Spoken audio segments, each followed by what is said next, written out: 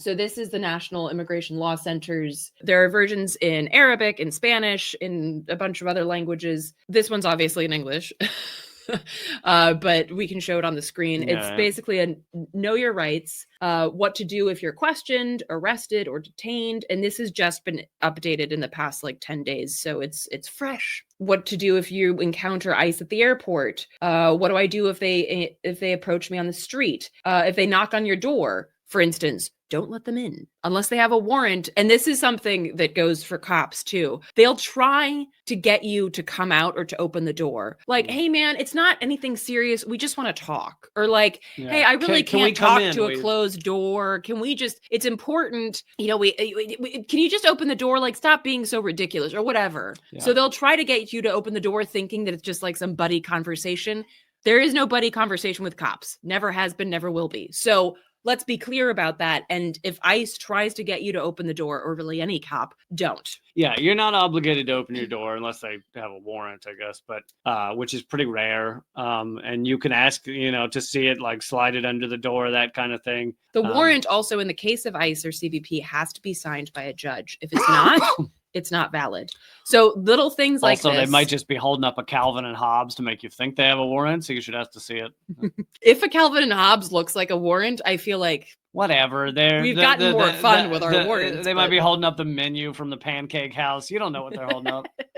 Then you might want to just take out some flyers. Again, they have them in a bunch of different languages.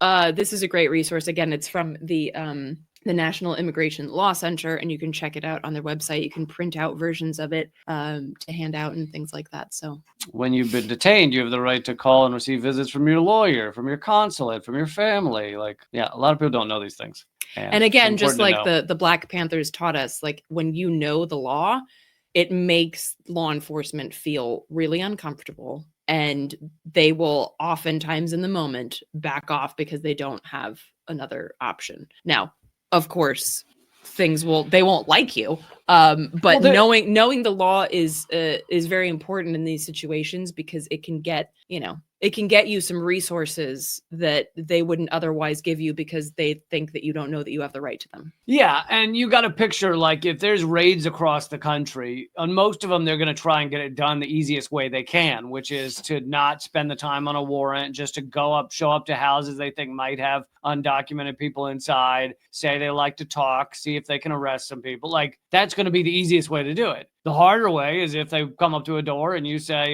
you want to see paperwork. Well, now they got to go do the goddamn paperwork. Yeah. So and they're not going to like you for it. And here's the thing.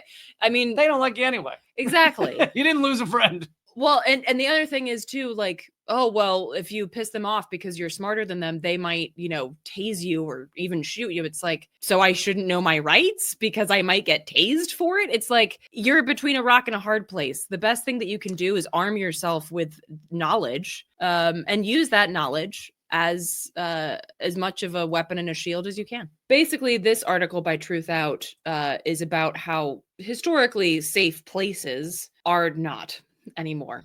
So schools, churches, hospitals, etc. are not off limits to immigration police. Now, this hasn't been a law, but there have been guidelines, first issued in 2011, that aimed at deterring ICE from conducting arrests or searches in limited sensitive locations. I'd say anywhere, including your home, is a sensitive location, but hey, I'm a dirty commie anarchist witch. Without prior approval. And that included places such as preschools, which I would just the fact that you have to put that the Gestapo shouldn't enter preschools and kidnap children or their caretakers feels like maybe, if you have to put that in a guideline, methinks we've gone a little too far. Maybe these little kids' schools, elementary school and stuff, along with the active shooter drill, should have active DHS agent coming in drills. Yes. So that includes preschools, vocational and trade schools, before and after school programs, colleges, universities, hospitals, doctors' offices, vaccination and testing sites, urgent care facilities. Urgent care facilities, really? You're sitting there sliced your arm open on a... That's one of the times they can catch, quote unquote, catch undocumented people, is they're because they have to be put into the system at a hospital. playgrounds, group homes, foster care, school bus stops. That's a great one. Crisis shelters. So you're trying to run away from an abusive partner and you get arrested. Cool. Although that's not an uncommon story. Drug or alcohol treatment centers and community-based organizations. The policy also suggested that ICE and CBP should avoid arresting people at funerals. That'd be nice, wouldn't it? Or weddings. But so basically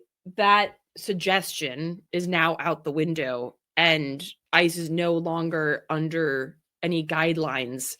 And again, I've heard stories of people getting arrested, obviously like the urgent care centers. I've heard stories of people getting arrested at a wedding and things like that. So it's not like these things didn't happen because again, it wasn't a law. It was a suggestion, a guideline. So these are Band-Aids that Trump is now taking the Band-Aids off. But in terms of, is Trump worse in terms of deportation? Well, as we've covered, Biden actually deported more than Trump, and that's 4 years. They both have had 4 years, and Biden succeeded in deporting more. Now, that doesn't necessarily mean he didn't try. Trump may have tried to deport more, but many of the things that Biden and Trump both do, like commit war and stuff, were more kind of done better or more efficiently under Biden. I don't mean him, but I mean the people underneath him, the administration, because Trump is kind of a, ignorant, swinging back and forth kind of loose cannon. So he may have tried to deport more, but he failed. Biden deported more. That's just a fact.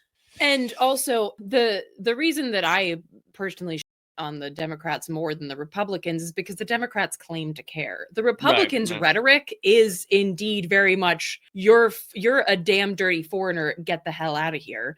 Whereas the Democrats are like, immigrants make our country great and we need them and they need us and we're here for you. Meanwhile, they're separating families, putting kids in cages, deporting people, murdering people, just like Republicans are, but they're pretending that they care. And to me, that is a more twisted psychological situation than just being upfront about wanting these people to die because they consider them to be less than human. The other thing here is that, this article points out that the National Immigration Law Center has published detailed recommendations for what hospitals, places of worship, school administrators, etc., can do to support and protect immigrants in their communities and prepare for possible raids. And there's something to be said for people taking action on their own. So I have seen people like show up and basically block ICE from kidnapping people. That happens. That's a thing that you can do.